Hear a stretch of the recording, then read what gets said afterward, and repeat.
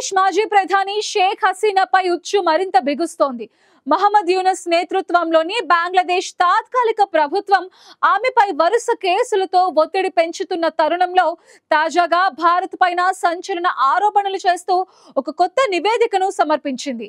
2009లో జరిగిన బంగ్లాదేశ్ రైఫిల్స్ తిరుగుబాటుకు షేక్ హసీనానే కారణమని, ఇందులో భారత్ ప్రమేయం కూడా ఉందని బంగ్లాదేశ్ ఆరోపించింది.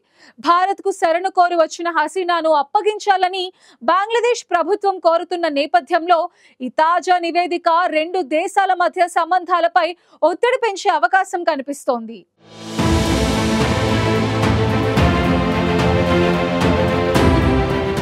బంగ్లాదేశ్ రాజకీయ వాతావరణం మరోసారి హీటెక్కుతోంది. ఒకప్పుడు దేశాన్ని నడిపించిన శక్తివంతమైన నాయకురాలు, దాదాపు 10 ఏళ్ల పాటు బంగ్లాదేశ్ను తన ఇష్టం వచ్చినట్లుగా నడిపించిన మాజీ ప్రధాని షేక్ హసీనా ఇప్పుడు వరుస కేసులతో సతమతమవుతున్నారు.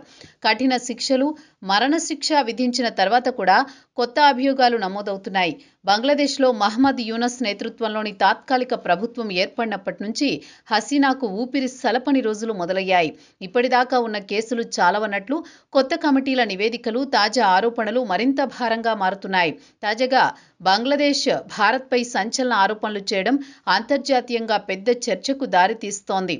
2009లో షేక్ హసీనా రెండోసారి ప్రధానిగా బాధ్యతలు చేపట్టారు. ఆ పీఠం ఎక్కిన కొద్ది వారాలకే బంగ్లాదేశ్ రైఫిల్స్ తిరుగుబాటు దేశాన్ని షాక్కు గురిచేసింది. అకస్మాత్తుగా ప్రారంభమైన ఈ తిరుగుబాటు దేశ సైన్యాన్నే వణికించింది.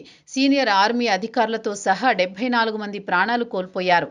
అప్పట్లో హసీనా ప్రభుత్వం ఈ తిరుగుబాటు కారణాలు వేతనాలు, అసంతృప్తి, సైనికుల పరిస్థితి అని ప్రకటించింది.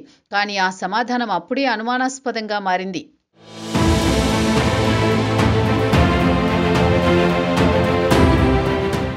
మహమ్మద్ యూనస్ నేతృత్వంలోని ప్రస్తుత తాత్కాలిక ప్రభుత్వం ఈ ఘటనను మళ్లీ తెరమీదకు తీసుకొచ్చింది.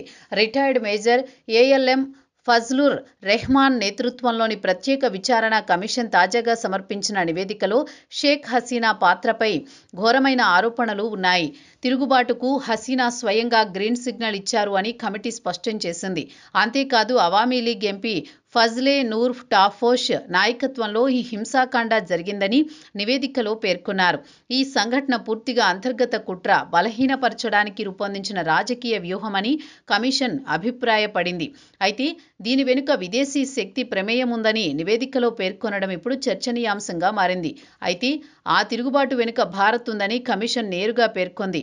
తిరుగుబాటు జరిగిన రోజుల్లో 921 మంది భారతీయులు బంగ్లాదేశ్లోకి చొరబడ్డారని, వారిలో 67 మంది ఇప్పటికీ కనిపించలేదని ఆ నివేదిక ఆందోళన కలిగించే వివరాలు వెల్లడించింది. ఈ ఆరోపణలు బంగ్లాదేశ్ రాజకీయ రంగానికే కాదు, భారత్ బంగ్లా సంబంధాలకు కూడా పెద్ద పరీక్షలా మారాయి.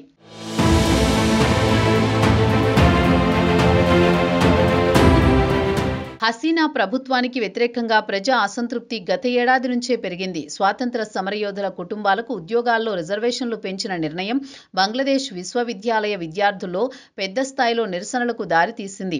ఈ నిరసనలు భద్రతా బలగాలతో ఘర్షణలకు దారితీయడంతో అనేక మంది ప్రాణాలు కోల్పోయారు.